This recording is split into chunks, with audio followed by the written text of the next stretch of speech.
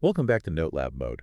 Before we get started, I want to give a quick shout out to our sponsor, Cloutfit.ai. Cloudfit.ai. That's right. Yeah, They're doing some really cool things with AI in fashion commerce. really cool stuff. Yeah, imagine boosting user engagement and just like skyrocketing your revenue. That's what Cloutfit.ai is helping their clients achieve. Yeah, that's the dream, right? That is the dream. That's what everybody wants. Okay, so let's get into today's deep dive. We are talking all about growth levers and how to find them Okay. by Matt Lerner. Yeah. And this book really flips the script on how startups should approach growth. It really does. I mean, it's not just about the hustle. It's not just about working your butt off. Right. Lerner's main point is that startups really need to prioritize the right work, Okay. the actions that actually make a difference. And Right. he calls these growth levers. Growth levers. And the thing is, these levers aren't always obvious. No. Like Lerner starts the book with this story about a PayPal customer Okay. in Omaha. And this customer, without even realizing it, revealed a growth lever that ended up making the company an extra $100 million. Wow, 100 million. Yeah. That's a lot of money. That is a serious chunk of change. Yeah, that really makes you wonder, why do companies, even smart ones like PayPal, Right? miss these seemingly obvious opportunities? Right. It's like they get so focused on this one path they're on Yeah. that they miss the much bigger picture. Totally agree. So how do we avoid falling into that trap? Well, Lerner says it's about recognizing the difference between what he calls discovery mode and optimization mode. Okay. So think of it this way. Walmart is a master of optimization. Okay. They squeeze every penny out of their systems. Yeah.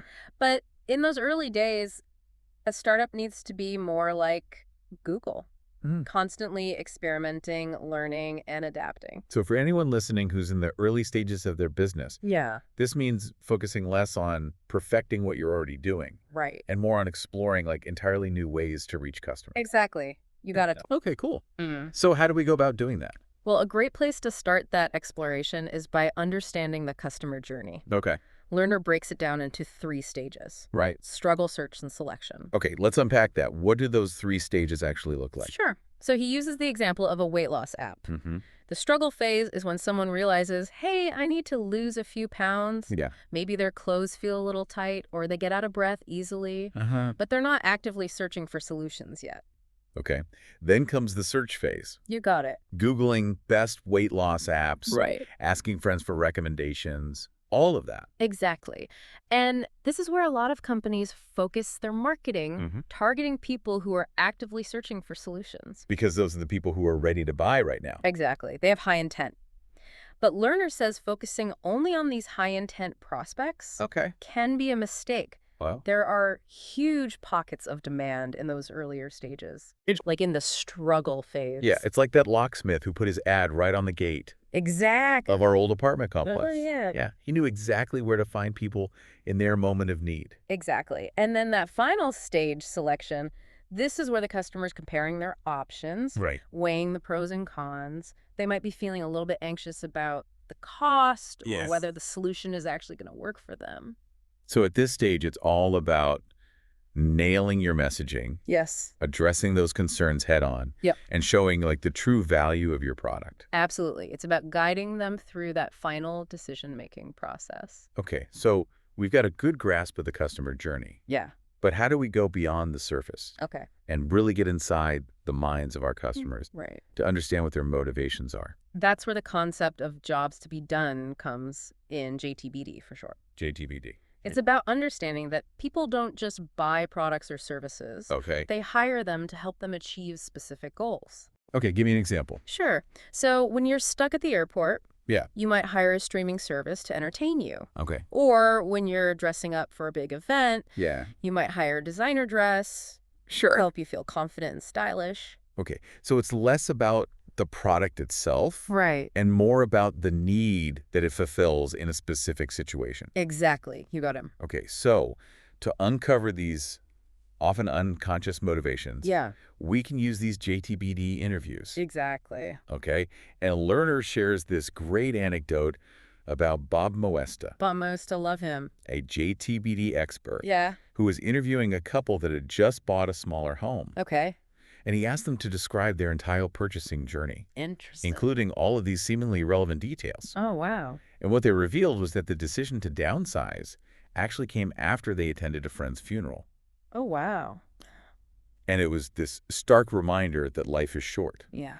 and it prompted them to stop putting off the move. So the job the house was hired to do was so much more than just square footage or location. Exactly. It was about embracing a new chapter in life. Exactly. So it was this emotional trigger that drove their decision. It really was. Wow. So JTBD interviews help us unearth those deeper motivations. Yeah, they really do. So how do we actually conduct these interviews Okay. and find those funeral stories Right. that reveal the true jobs to be done? The key is to ask the right questions. Okay. So instead of just asking, why did you buy this? Right. Try something like, imagine I'm filming a documentary about your purchase journey. Hmm. Or describe when you first thought about buying something like this. And as they're telling their stories, we need to pay attention to those emotional cues, Absolutely. the hesitations, Yeah. the smiles, the sighs. All those little things. Those are all clues to dig a little deeper Yeah, and uncover those underlying feelings. you got it. Yeah. And don't be afraid to ask clarifying questions. Okay. If they say something is better or easier, ask them what those terms mean to them specifically. Mm-hmm. Their definitions might surprise you. Okay. Cool. So we've conducted our JTBD interviews. Yeah. We've gathered this wealth of insights. Okay. Now, how do we turn all of this information into a strategy for growth? So this is where things get really powerful for you. Okay. We need to create a growth model. Okay. It's like a visual roadmap that outlines how your business acquires and delights customers. Okay, so I'm picturing like a giant whiteboard filled with all these colorful diagrams. Exactly. Okay. So the first step is to identify your North Star metric, or NSM. NSM. Got it. That's the single measurable goal Okay. that represents the core value your business delivers to customers. So for a company like Amazon, that might be repeat purchases, right? Exactly. It's not just about the revenue, it's about the customers coming back for more. Right. A great North Star metric focuses on customer value, not just financial gain. Okay, so we've got our North Star. Yeah. What comes next? Now we need to pinpoint the key drivers, the factors that directly impact your North Star. Wow. These are the levers you need to pull to move that needle. So if our North Star is repeat purchases, our key drivers might be things like website traffic conversion rates, customer satisfaction, and product quality. Exactly. You Yeah. got it. It all depends on your specific business, of course. Yeah, okay. I'm starting to see how all of these pieces fit together. Good. And once we have our key drivers, we can start brainstorming specific actions to impact them. Okay. And those are our growth levers. And this is where it gets really exciting, right? Because now we're talking about tangible things we can do Exactly. to drive growth. You got it. But with so many potential levers to pull, Right. how do we know which ones will have the biggest impact? That's a great question. Well, that's where we pinpoint the rate limiting step, or RLS. RLS, okay. Think of it like a bottleneck in your growth engine. Okay. If you can improve that one thing, Yeah. it's going to unlock significant growth across the entire system. So it's like finding that one squeaky wheel. Yep. That's slowing down the whole car. You got it. It's all about prioritizing the work that will have the biggest impact. Okay, so we've identified our North Star metric. Yes. Our key drivers are growth levers. Right. And even that pesky rate limiting step. Yeah. Now we need a framework for testing and iterating on these ideas to find what truly works. And that brings us to the concept of growth sprints.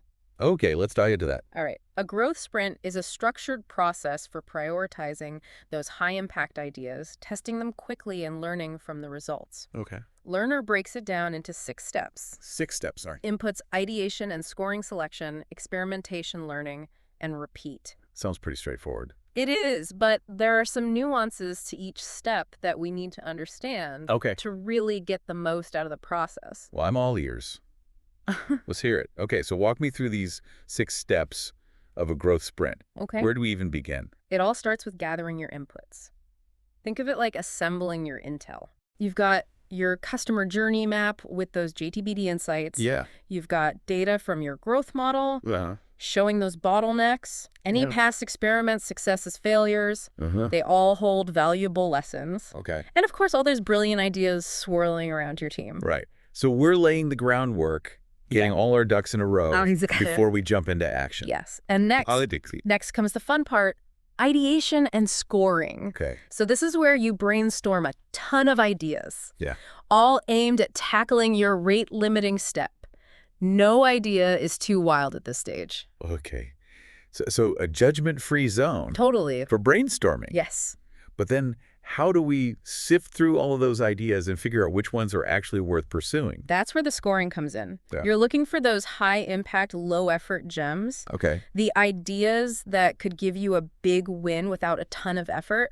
Of course, you don't want to completely ignore those high-effort, high-impact ideas either. That's where those minimum viable tests can come in handy. Right, a way to test out those big ideas without breaking the bank or getting bogged down in like a huge development project. Exactly. But we'll get into those in a bit. So you've brainstormed, you've scored, Yeah. and now you've got a short list of promising ideas. Now it's decision time, the selection phase. Okay, so now we're getting down to brass tacks.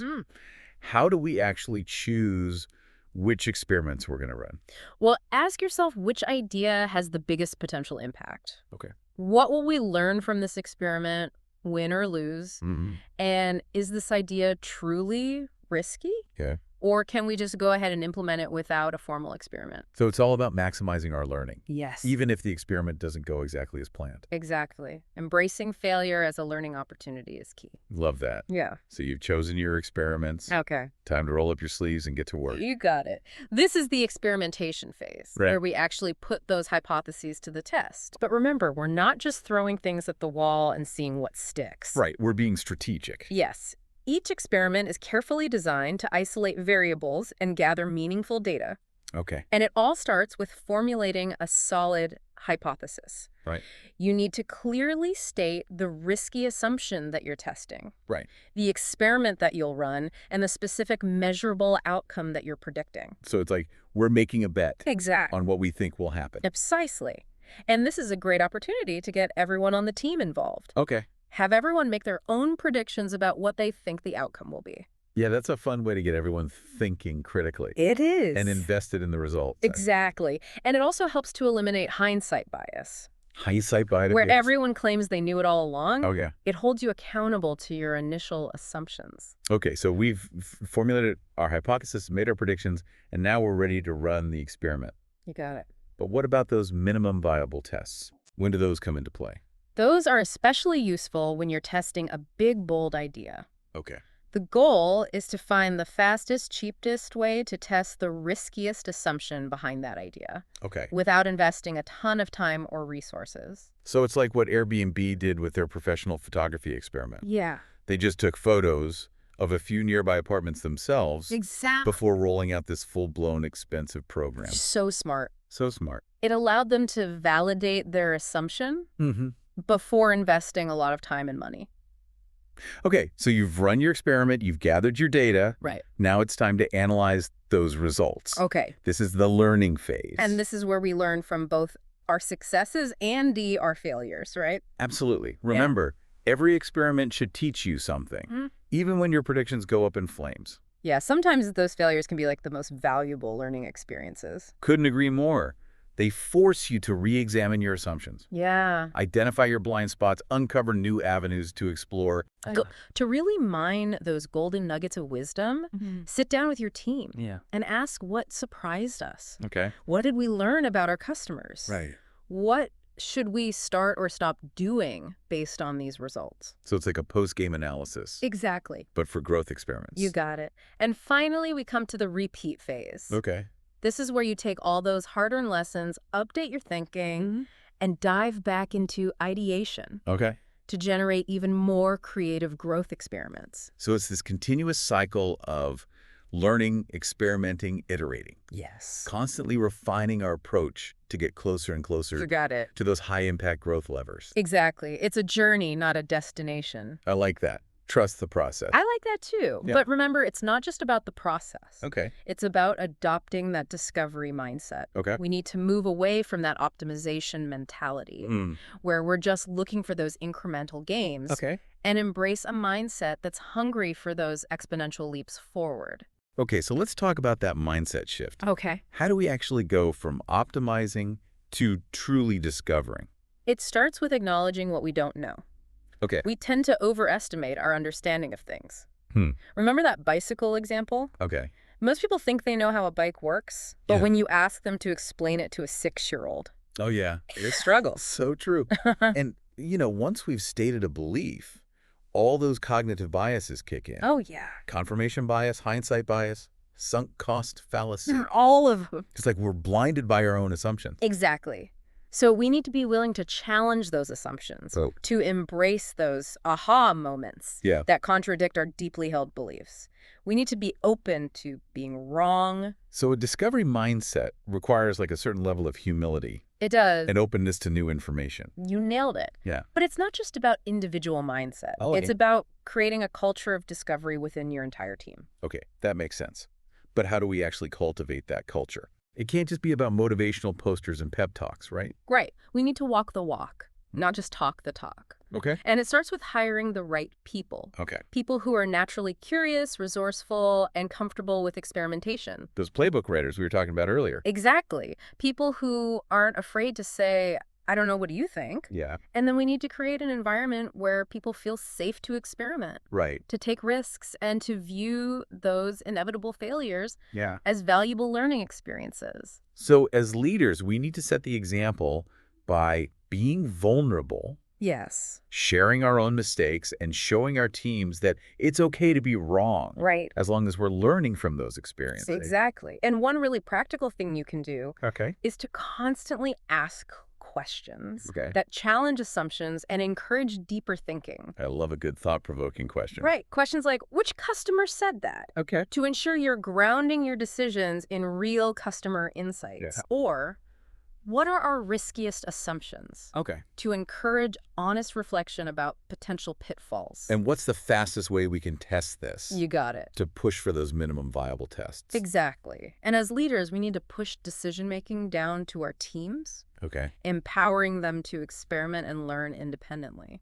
So instead of always having the answers, Yes. we need to get comfortable saying, I don't know. What do you think? Precisely. And when mistakes happen, Yes. we need to praise the learning, not punish the outcome. So it's about fostering that growth mindset It is. that's ultimately going to propel those startups to extraordinary success. Exactly. It's so inspiring to think about all the possibilities. It is. But let's be real. There will be times when, Yeah. despite our best efforts, Hmm. things just aren't working. Right. We've done our customer interviews, crafted our growth model, run our experiments, embraced the discovery mindset. Okay. But the growth just isn't happening. Yeah. What do we do then? Well, first of all, remember that growth is rarely linear. Okay. There will be setbacks, plateaus, moments of doubt. It's like that saying, it's always darkest before the dawn. Exactly. But if you're truly embracing the discovery process, Yeah. if you're constantly learning and adapting, then you're on the right track. It- It's about trusting the process and staying the course. Trust the process. I like that. Yeah. But at some point, we also need to be honest with ourselves Right. about the potential of our business. Right. Not every startup is destined for hockey stick growth. Right. And sometimes, despite your best efforts, Yeah. you might have to accept that the market just isn't there, Hmm. or that your initial assumptions were fundamentally flawed. And that's okay. It is. It's better to learn that sooner rather than later. Exactly. It allows you to pivot, to adjust course, or even to move on to a new venture. Right. That might be a better fit for your skills and passion. Exactly. So even when things aren't working, this process of discovery can still be incredibly valuable. It absolutely can. It helps you hone your skills, refine your thinking, and become a better entrepreneur, Right. no matter the outcome. Wow. We've covered so much ground today. We have. From understanding the customer journey to crafting growth models, running experiments, Yeah. and embracing that all-important discovery mindset. That's the key. It's been quite a journey. But before we wrap up, I always like to leave our listeners with a final thought-provoking question to ponder. Okay. Ready for it? Hit me with it. If your company were truly inevitable, what would be the key thing it gets right? And how would you find out? That is that's a really good question. I mean, it really gets to the heart of like your core value proposition. Yeah. What is it that you do better than anyone else? Yeah. And how can you prove that to the world? So it's about finding that unique growth lever that unlocks your company's true potential. Exactly. You know, it's fascinating to think about how these ideas of discovery mode and optimization mode apply not just to businesses, but to us as individuals too. Oh, absolutely. When you're learning a new skill or you're exploring a new field, Yeah. you're in discovery mode. Uh-huh. You're experimenting, making mistakes, constantly iterating. Right. But as you get better, you often shift into like that optimization mode, Okay. focusing on refining those skills and becoming more efficient. So it's like going from those awkward first steps to like a smooth, well-rehearsed dance. Exactly. But there's a danger in staying in optimization mode for too long. Oh. You can become complacent, stuck in your routines, and resistant to new You ideas. stop learning and growing. Right. So it's important to periodically shift back into discovery mode, Okay. to embrace those moments of discomfort and challenge yourself to learn new things, Mhm. even if it means feeling like a beginner again. So it's all about finding that balance between mastery and exploration, Yeah. being an expert in your field, Uh-huh. but also maintaining that childlike curiosity and willingness to learn and adapt. I love that mastery and exploration. And this applies to like everything in life. Right. From your career to your hobbies to your relationships, it's about constantly learning, growing, and evolving. And it ties in perfectly with Lerner's message in the book. It does. It's not enough to just work hard. You need to work smart. Yeah. You need to be constantly seeking those growth levers Mm. that will propel you forward in all areas of your life. And that requires a shift in mindset, a willingness to embrace uncertainty, Right. and a relentless pursuit of knowledge and growth. Beautifully said. Well, we've reached the end of our deep dive into growth levers and how to find them. It has. I hope you've enjoyed the journey. It's been a pleasure exploring these concepts with you. Remember, finding those growth levers isn't about magic formulas or overnight success. No. It's about embracing a process of continuous learning, experimentation, and adaptation. Mm. It's about challenging your assumptions, seeking out new perspectives, and always striving to understand your customers better. And don't forget about cultivating that discovery mindset. It's what will propel you toward extraordinary growth and fulfillment. So go out there and start uncovering those hidden levers. And if you found today's deep dive into growth levers useful, be sure to share it with a friend who's passionate about smarter fashion tech. And don't forget to subscribe to Note Lab Mode for more fascinating explorations. We'll catch you next time.